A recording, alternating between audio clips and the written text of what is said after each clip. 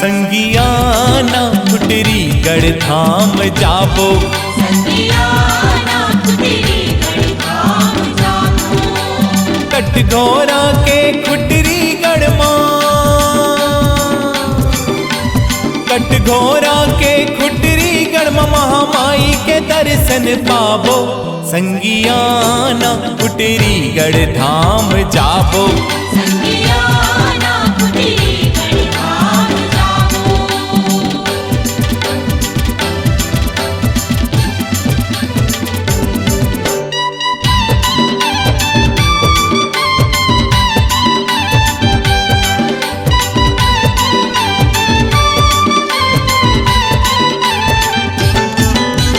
खुटरी गढ़ के महामाई के महिमा है अपरंपार। महिमा है अपरंपार, आई है महिमा है अपरंपार। भक्ति जैन करथे ओ कर पाथे ममता औ दुलार। ममता ओ दुलार, आई है ममता ओ दुलार।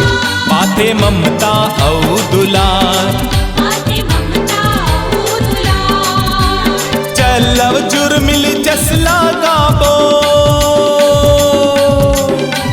चलव जुर्मिल जसला गाबो, दई के माया आशीष लपाबो। संगियाना कुटरी गढ़ धाम जाबो, संगियाना कुटरी गढ़ धाम जाबो।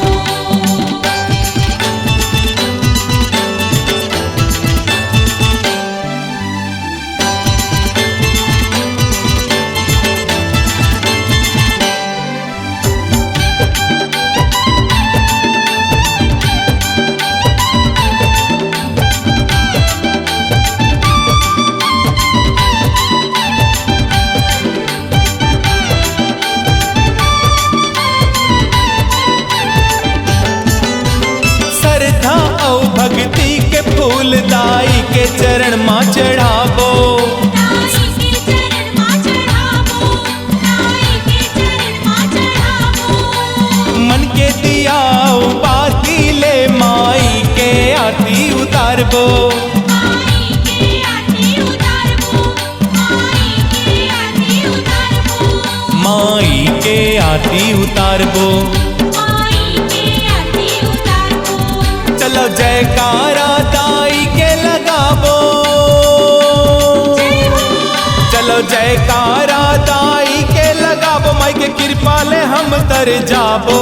संगियाना कुटरी गढ़ धाम जाबो, संगियाना कुटरी गढ़ धाम जाबो।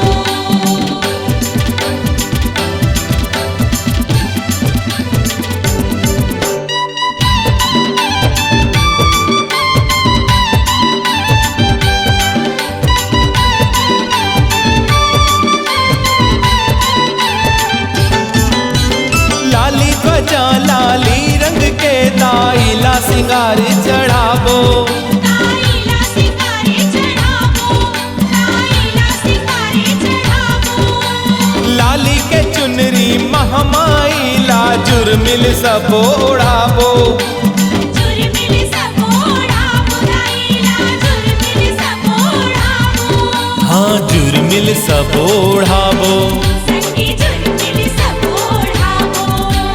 दाई के अचरा के छैहा मां, दाई के अचरा के छैहा मां, जिंदगी हमन बिताबो। संगियाना कुटरी गढ़ धाम जाबो, संगियाना कुटरी गढ़ धाम जाबो। कटघोरा के खुटरी गढ़ मां, कटघोरा के खुटरी गढ़ मां महामाई के दर्शन पाबो। संगियाना कुटरी गढ़ धाम जाबो,